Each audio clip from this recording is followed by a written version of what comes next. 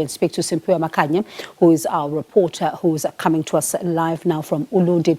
Simpiwe, we've seen a number of people paying their respects coming through and, really talking about the man that they've come to know, either as a family man, either as a neighbor, a politician, a man who was dedicated to the Anglican Church. I wonder right now, as the sun sets, without him at his homestead, what's happening?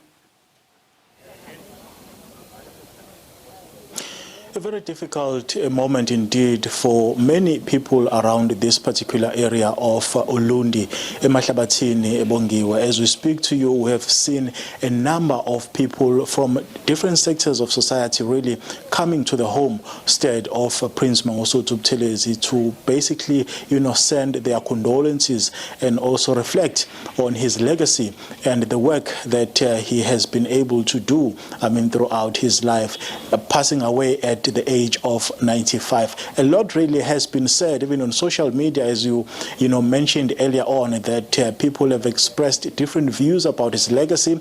But I suppose that you can't change the books of history. But let us now, Francis and Bongiwe, engage the IFP national spokesperson, that's Mr. Mkhuleko Hlengwa, who has described Shenge as his mentor for a number of reasons. But Mr. Hlengwa, thank you so much for your time. How much of a loss is this for the IFP? Well, it's not a loss only for the IFP, it's a loss for South Africa and it's a loss for humanity. Prince Mangosuthu Buthelezi was an agent of peace, was an agent of development and a man of Ubuntu. And the hallmark of his life was servant leadership. He was a voice of reason in the most difficult of moments, a bridge builder, and he was an agent of social cohesion. He was a man who loved this country, and the demonstration of that was his lifelong commitment to its service. And he has demonstrated to all of us that we owe it to our country to make a contribution.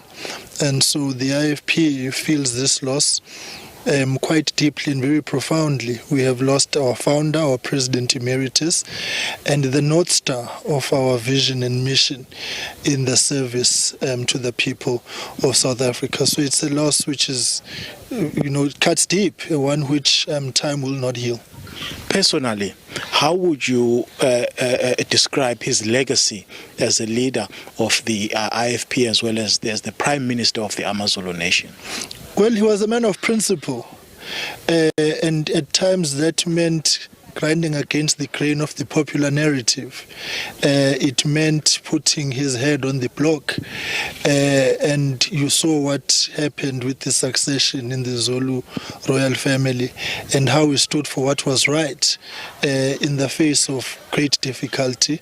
But we were not surprised because that was the nature of Prince Mangosuthu Buthelezi. That is why he stood up against apartheid, and there is widespread acknowledgement of his contribution as a freedom fighter, as a person who called for the release of Nelson Mandela, particularly when it was not popular to do so, and hence the public appreciation and thanks of Madiba and that of President Zuma in 2010 in Parliament.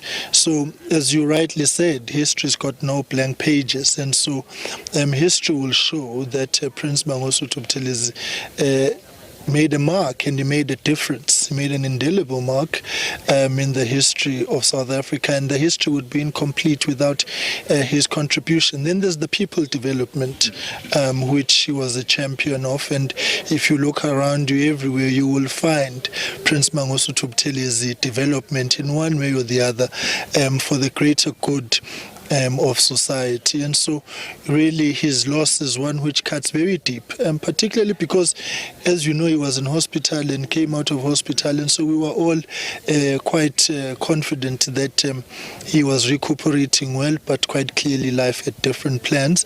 And I do want to say that on behalf of the Buthelezi family and the IFP, to thank South Africans and people of the world for their messages of condolence and support during this difficult time. I think the family draws great strength and comfort in knowing that millions of South Africans stand with them and the IFP stands with them in not only mourning the loss of Prince Buthelezi but in celebrating his legacy. Wrapping up, Mr. Hlengwa, any idea as to how the arrangements are in terms of the funeral, memorial service? What are some of the planned activities going forward? Well, there's consultations taking place at this point in time across the stakeholder spectrum, which of course the center is the family. The family will be finalizing arrangements this evening, but I can indicate that the IFP NEC met earlier on today after having visited the family and took a number of decisions. IFP activities have been suspended until further notice in respect of Prince Buthelezi. A special national council will sit on Monday of the party, and then the IFP will be having a national memorial service whose details will be communicated once we have finished consultations with the family. So the funeral arrangements will be communicated, I'm quite certain, by tomorrow, so that plans can be made. Of course, we've got people from around the world traveling, and logistics will have to be on point, and so the team has been set up, including all the stakeholders, and the IFP machinery is out in full force. President Hlabisa was here today and gave the family the full assurance that the IFP is readily available to meet any of their needs, wants and expectations. Mr. Hlengwa, thank you so much for your time. It's a pleasure. All right. That's Mr. Mkhuleko Hlengwa, who speaks on behalf of the Inkatha Freedom Party nationally, giving us more details in terms of what we can expect, as of course the processes are now expected to unfold in terms of the funeral arrangements and so on.